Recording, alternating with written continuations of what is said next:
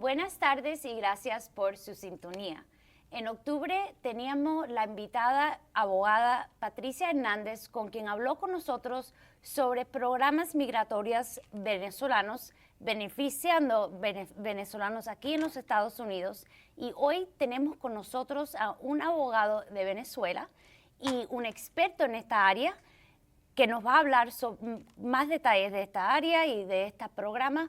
Bienvenidos, Negar Granado. Gracias, Ana. Para mí un placer acompañarte el día de hoy. Gracias por estar con nosotros, pero antes de empezar el segmento de hoy, ¿nos puede introducir, déjanos saber quién eres Sí. y cómo es que usted decidiste a especializar en esta área? En inmigración. Fíjate, soy abogado egresado de la Universidad Santa María en Caracas. Tengo posgrado, especialización y magíster en criminalística y un diplomado en Derecho Constitucional. Me tocó migrar a los Estados Unidos en el año 2013 y después de un proceso migratorio un poco tortuoso, producto de lo que viví en mi país, logré revalidar mi título aquí y estoy próximo a presentar mi examen de la barra. ¿Y cómo es que usted entraste en esta área? Porque es una área muy especial. Es un área que antes no tenía mucha connotación. Los abogados se veían para casos civiles, casos de familia, casos penales, y el abogado de migración era algo así como alguien que no tenía mucha connotación en el mundo del derecho. Sin embargo, hoy en día los cambios migratorios han llevado a que el abogado empiece a tener un reconocimiento, el abogado de migración empiece a tener un reconocimiento producto de que hoy en día se necesita la mano de alguien experto en la materia para poder hacer una migración correcta al país de donde vas a donde vienes.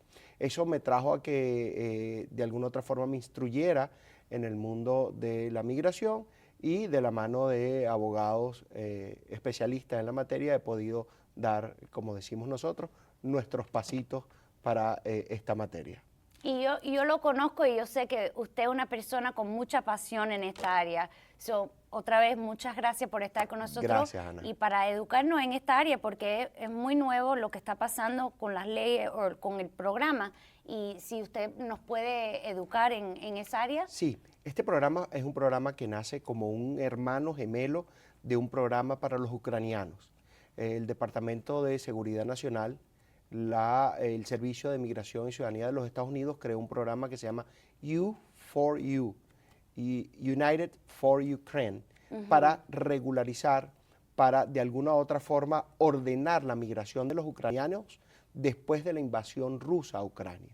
Esto trajo como consecuencia que, producto de la invasión, hubiese desplazamientos de ucranianos y llegaran a la frontera sur de Estados Unidos de manera desorganizada, un poco desordenada, y el Departamento de Seguridad Nacional consideró organizar esa migración de ucranianos.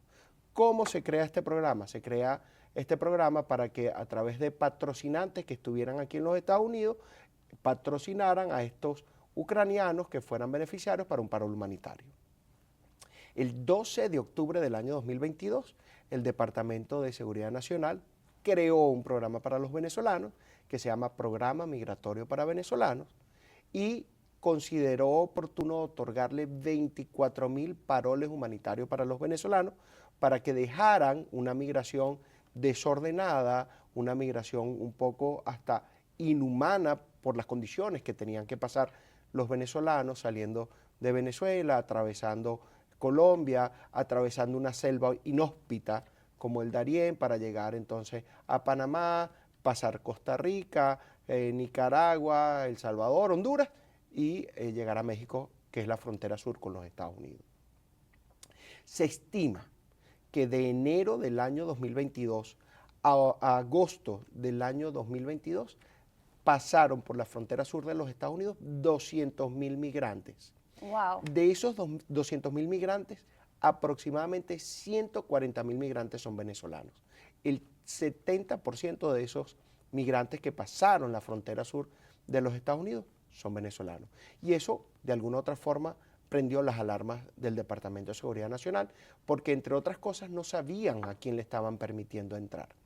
Este programa se crea el 12 de octubre, entra en vigencia plena el 12 de octubre del año 2022 a las 6 de la tarde, lo que significaba que las personas que estaban en la frontera sur de Estados Unidos pretendiendo entrar ya no iban a ser, no se le iba a permitir entrar y perdían de alguna otra forma la elegibilidad al programa de migratorio para venezolanos.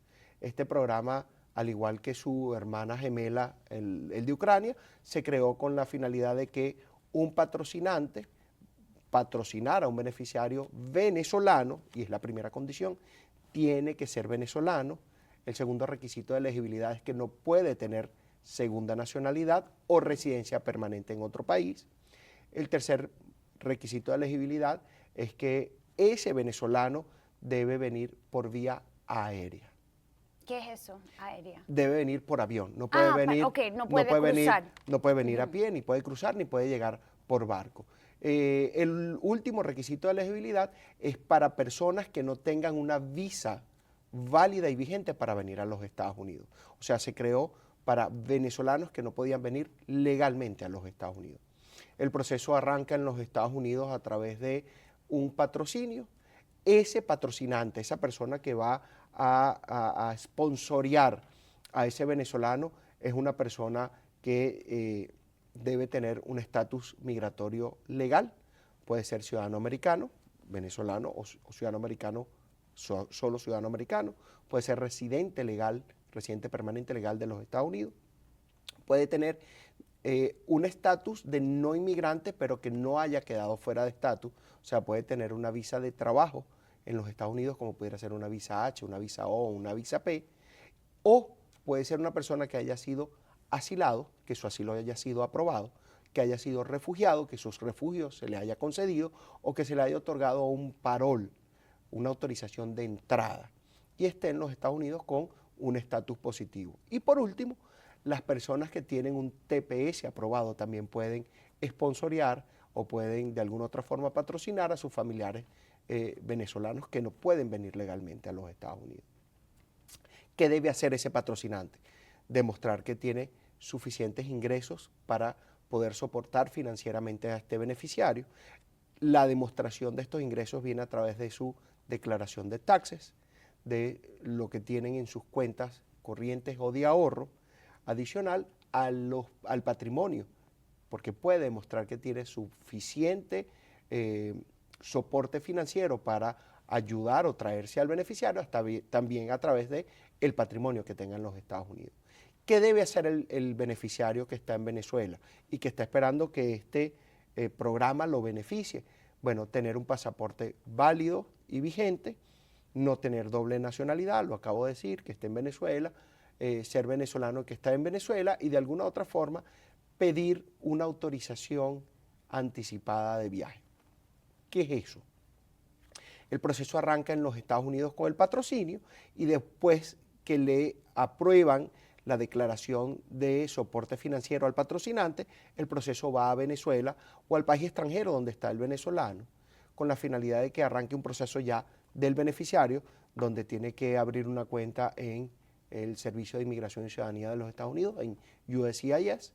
Esa cuenta la tiene que abrir con la finalidad de hacer unas declaraciones de salubridad pública, es que es una persona que ha contado con el programa de vacunación para poder venir y no atentar contra la salud pública de los Estados Unidos. Adicional a eso, debería demostrar que no tiene antecedentes penales para que no atente contra la seguridad de los Estados Unidos, demostrar que tiene un pasaporte válido y vigente y, cumplido estos trámites, ir a su teléfono celular, descargar una aplicación de CBP One, Custom Border Protection One, es una aplicación en el sistema Android y en el sistema Apple, con la finalidad de que pueda cargar en ese sistema una foto del pasaporte y una foto biométrica de él, para que así le autoricen le den una autorización de viaje anticipada para poder llegar a los Estados Unidos legalmente y en ese momento ser beneficiario del parol humanitario. Qué bueno, muchísimas gracias por toda esa información, de verdad.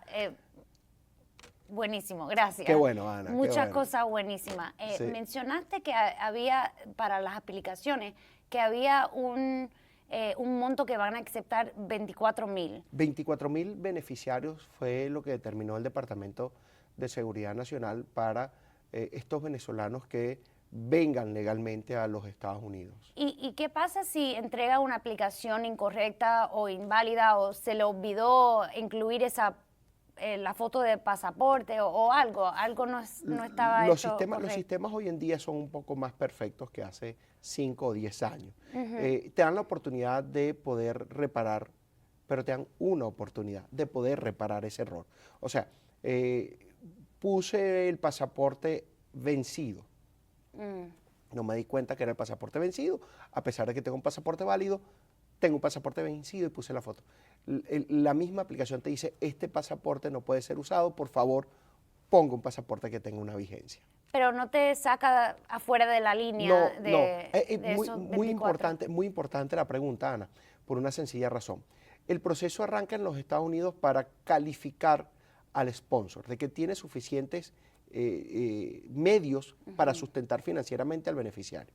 Después el proceso va a Venezuela o al extranjero para que el beneficiario suba toda su documentación y pueda de alguna u otra forma empezar a ser elegible para una autorización de viaje anticipada, o sea, para que lo autoricen a venir a los Estados Unidos sin tener una visa estampada en el pasaporte. Pero el parol se otorga una vez que ese venezolano llega a los Estados Unidos y se le van a otorgar solo 24,000. Hoy, al día de hoy, hay una noticia de que ya se ha otorgado el 24% de las 24,000 visas. O sea, ya han ingresado aproximadamente 7,000 venezolanos a través de este programa.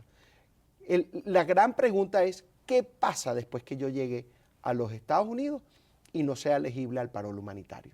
Y ahí está el dilema más grande. Porque después de haber pasado todo el camino de la calificación del patrocinante, de la elegibilidad del beneficiario, ¿qué pasa si el oficial de Custom Border Protection, cuando llegues al aeropuerto, considera de que tú no eres elegible al parol humanitario? En mi experiencia, va a arrancar un proceso de deportación. Esa persona va a tener que regresar a su país y lamentablemente no va a ser elegible nuevamente a este programa de las 24,000 paroles humanitarios. Porque este programa es muy reciente, no tenemos mucha información en lo que va a pasar. No tenemos ni siquiera una información y adicional a eso, es un programa que nació para los ucranianos apenas en abril, si mal no recuerdo, de este año. Entonces, no hay antecedentes, como primero. Como segundo, todos nos hemos enfocado en arrancar el proceso aquí en los Estados Unidos, de conseguir unos buenos taxes, de tener unos buenos haberes en las cuentas, de ver cuál es el patrimonio de ese patrocinante, pero el problema no se radica aquí en los Estados Unidos, se radica cuando ese beneficiario entre a los Estados Unidos a ver si es elegible a ese parol humanitario. Y mencionaste algo muy interesante, porque al final del día, si te niegan entrar cuando llegues del flight, esa persona tiene el poder de decir, no, esta persona no califica. Efectivamente. Cada vez que nosotros, y esto es una regla, no es excepcional, es una regla. Cada vez que un extranjero llega a un puesto fronterizo en los Estados Unidos, debe demostrar que es admisible a entrar a los Estados Unidos. ¿Cómo demuestra la persona que puede ser admisible? Primero, teniendo un pasaporte válido y vigente. Segundo, teniendo una visa, sea de no inmigrante para las personas que vienen por un tiempo determinado, por una misión determinada, por un objetivo determinado y deben regresar a su país, o una visa de inmigrante para las personas que vienen y toman este país como su país de residencia. Sin embargo, teniendo un pasaporte vigente y una visa válida, muchas veces la persona no es admisible a los Estados Unidos. ¿Por qué? Porque es un acto de discreción de ese oficial de CBP, ese oficial de Custom Border Protection, ese oficial de migración, tiene la discrecionalidad de darte la admisión o declararte no admisible y deportarte a tu país. ¿Y hay una manera de apelar una decisión como esa? Sí, hay formas de apelar. Lo que debemos entender es que la apelación no es un proceso judicial, es un proceso administrativo, porque ese oficial de Custom Border Protection es un oficial que depende del Departamento de Seguridad Nacional, no depende del Departamento de Justicia. Por consiguiente, es un proceso administrativo donde habría que ver cuáles fueron los motivos que esgrimió ese oficial para no permitirle la entrada y deportar a este ciudadano extranjero. Muchas veces es porque la persona no demostró arraigo a su país y ese oficial presume que lo que viene es a quedarse de manera ilegal a los Estados Unidos, o porque rompió la condición de la visa en anteriores viajes. Pasa muchísimo con los migrantes centroamericanos, suramericanos, vienen a los Estados Unidos porque su calidad de vida en su país es un poco baja y vienen a trabajar sin autorización de trabajo y eso hace que rompa su condición de visa. Si vengo con una visa de turista, la visa de turista no me da un permiso de trabajo o no me permite trabajar legalmente.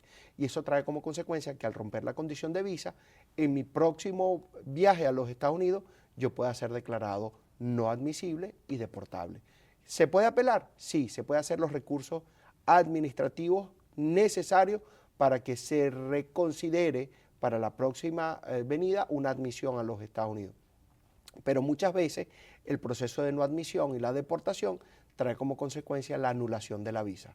Entonces habría que empezar por un proceso de limpieza, un perdón, como se llama, para que se limpie la vía de la visa y pedir nuevamente una visa para venir a los Estados Unidos. Bueno, ¿nos puede hablar sobre el TPS? Sí. Mencionaste eso cuando estaba dando la explicación del nuevo programa. ¿Cómo es que afecta el nuevo programa y que es un programa separado? Es totalmente distinto al TPS. El TPS se creó como un estatus de protección temporal. Eso es lo que significa TPS. Y el TPS se crea para proteger a los venezolanos que ya están en los Estados Unidos, no para venir a los Estados Unidos.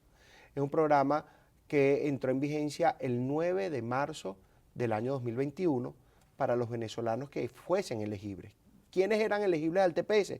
El venezolano que estaba en los Estados Unidos antes del 9 de marzo del 2021 y continúa estando en los Estados Unidos después del 9 de marzo del 2021. Tenía unos requisitos de elegibilidad establecidos por el Departamento de Seguridad Nacional y el Servicio de Inmigración y Ciudadanía de los Estados Unidos. Es un programa para venezolanos que estuvieran en los Estados Unidos antes del 9 de marzo y continuaran estando en los Estados Unidos después del 9 de marzo, que no hubieran cometido felonías o misdemeanors, o sea, las personas que estaban condenados por alguna felonía o por 2 misdemeanors, por 2 delitos menores, no eran elegibles al TPS, que no estuvieran en un proceso de extradición por solicitud de la justicia internacional o que no hubiesen sido deportados de los Estados Unidos. Es un proceso mediante el cual se le brinda protección temporal por la situación que vive Venezuela a estos venezolanos y inicialmente se creó para la protección por 18 meses de marzo 9 del 2021 hasta septiembre 9 del 2022 y se extendió el 7 de septiembre del año 2022 por 18 meses más para brindarle protección a los venezolanos que ya eran beneficiarios del TPS hasta marzo 10 del año 2024. ¿Y qué pasa después de esa fecha? Muy interesante. Si vuelven a pedir la renovación del TPS, como dice Migración, la reinscripción en el programa, van a poder seguir continuando en los Estados Unidos con un estatus migratorio positivo porque es un estatus de protección temporal por el tiempo que determine el Departamento de Seguridad Nacional. ¿Qué va a pasar si no lo renuevan? Definitivamente los venezolanos van a correr el riesgo de tener que salir de los Estados Unidos o el riesgo de ser removidos de los Estados Unidos porque van a perder la legalidad que tuvieron con el TPS. Hoy en día hay una situación muy particular con los salvadoreños. Los salvadoreños se está esperando que se decida la reinscripción de los salvadoreños otra vez al TPS. Debemos recordar que son ciudadanos que tienen viviendo en los Estados Unidos con un TPS más de 20 años. Si una persona está viviendo acá con un TPS, ¿es posible creo que se llama ajustar el estatus o aplicar por otro recurso o otra manera de quedarse acá? Muy buena pregunta, Ana, porque el TPS da un estatus, cosa distinta a lo que pasa con las personas que llegaban con una visa de turista y se quedaban de manera ilegal en los Estados Unidos. Esa persona que entraba legalmente pero se quedaba ilegal más del tiempo que le permitía la visa, no tenía posibilidad de hacer un ajuste de estatus, no tenía posibilidad de a través del proceso de ajuste de estatus hacerse residente permanente en los Estados Unidos. Con este TPS nace la posibilidad de poder hacer un ajuste de estatus siempre y cuando haya una petición familiar, producto de un matrimonio pudiera ser, o producto de que mis hijos que nacieron en los Estados Unidos son mayores de 21 años y me están pidiendo, a través de un proceso de certificación laboral, como pudiera ser la petición por trabajo, o definitivamente por autopetición que yo mismo haga, porque puedo tener habilidades extraordinarias que me permitan de alguna otra forma demostrar de que soy elegible a una residencia porque tengo habilidades extraordinarias. Y se puede aplicar, una persona puede tener una aplicación pendiente y también preguntar por TPS, o eso es algo que es separado y no se puede hacer los dos. La mayoría de los casos de las personas con TPS venezolanos eran personas que estaban esperando una entrevista de asilo que no se le había dado y no excluía el TPS al asilo. Son dos aplicaciones que pueden andar en paralelo, que le permiten a ese venezolano no renunciar a uno, que fue su aplicación inicial de asilo, y aplicar al nuevo programa de TPS del cual es beneficiario. ¿Qué pudiera pasar? Y esa es una gran pregunta. Si me llaman a una entrevista de asilo y no me aprueban el asilo. Debemos entender de que ese asilo es un asilo que arrancó de forma administrativa, un asilo afirmativo ante USCIS, y que ese oficial de USCIS pudiera considerar de que no eres elegible al asilo. Ese oficial va a remitir esa actuación a la Corte para, por segunda oportunidad, presentar un asilo, pero ante un juez. Ya vamos a un proceso judicial, un proceso en corte jurisdiccional. Y esa segunda oportunidad pone a este individuo que está pidiendo asilo en un proceso de remoción. O sea, puede ser removido en los Estados Unidos. Pero el TPS lo protege contra la remoción. Entonces, ¿qué están haciendo muchas cortes en los Estados Unidos?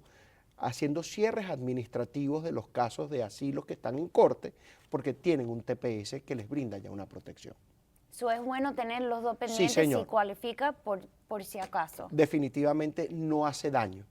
Si tienes un asilo afirmativo pendiente que no ha sido entrevistado y tienes un TPS, espérate que te llegue tu entrevista de asilo, espérate que des tu entrevista por la aplicación inicial que hiciste, pero tienes una protección contra la remoción o la deportación por el TPS. Ahora, ¿nos puede hablar sobre lo que está pasando actualmente ahora en el border entre México y los Estados Unidos con los venezolanos? Sí. Después de la creación y la entrada de vigencia de este programa migratorio para venezolanos, los venezolanos debieron haber desalojado la frontera sur de los Estados Unidos. ¿Por qué debieron haber abandonado la frontera sur? Porque ya no eran elegibles a entrar como lo estaban haciendo antes de octubre 12 del año 2022. Varios venezolanos de manera resistente trataron de quedarse en la frontera sur, no ir a México, y el día lunes trataron de ingresar nuevamente ilegalmente a los Estados Unidos, y eso trajo como consecuencia que los órganos de seguridad de Estado, la patrulla fronteriza, el Border Patrol, hiciera frente a esa incursión de estos venezolanos tratando de entrar de manera ilegal a los Estados Unidos.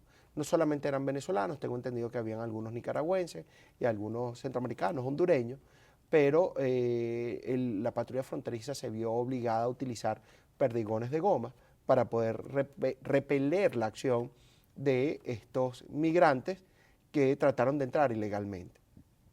Se pudiera entender que una persona con una bandera entrando ilegalmente a los Estados Unidos, puede entenderse de que eso es un acto de invasión. Sí, y es muy peligroso, porque no lo estás haciendo como un individuo, lo estás haciendo en nombre de una nación. Y es como si yo fuera hoy en día, o un norteamericano fuera a Venezuela y tratara de entrar por la frontera de Brasil, o la frontera de Colombia, o la frontera marítima que tiene Venezuela, con una bandera de Estados Unidos. Eso puede tomarse como un acto de invasión de los Estados Unidos al territorio venezolano. y le da el poder al otro lado o al otro país de actuar como si fuera una invasión. Efectivamente, le da el derecho al Estado a defender su territorio. Y Y por es- ahí hay que entenderlo. No fue que la patrulla fronteriza quería agredir a los migrantes que estaban tratando de ingresar ilegalmente.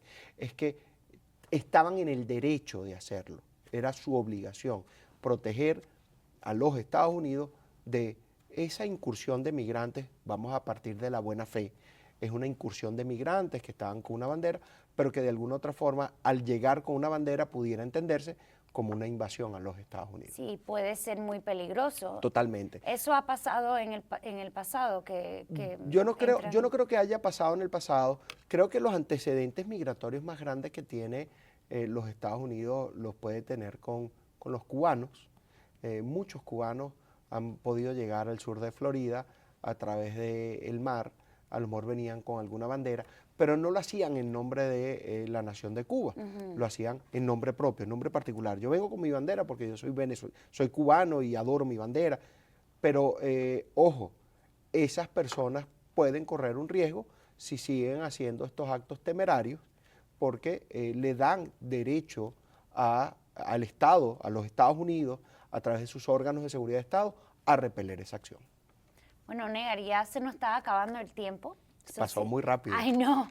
Y mucha buenísima información. Gracias. No sé Gracias. si usted tiene algunas últimas palabras para nuestros Sí. televidentes. Por favor, si están viendo este programa y siguen pretendiendo venir a los Estados Unidos de manera ilegal, no lo hagan. Van a perder cualquier beneficio que puedan tener por el programa nuevo de migrantes para Venezuela, o adicional a eso, van a ser objetos de deportación y no van a poder calificar a ningún otro programa nuevamente.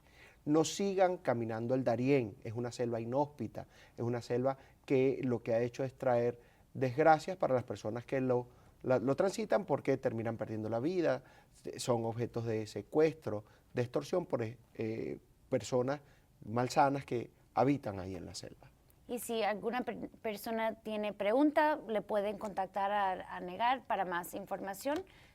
Otra vez, muchísimas gracias por toda esa información y a ustedes hasta la próxima semana.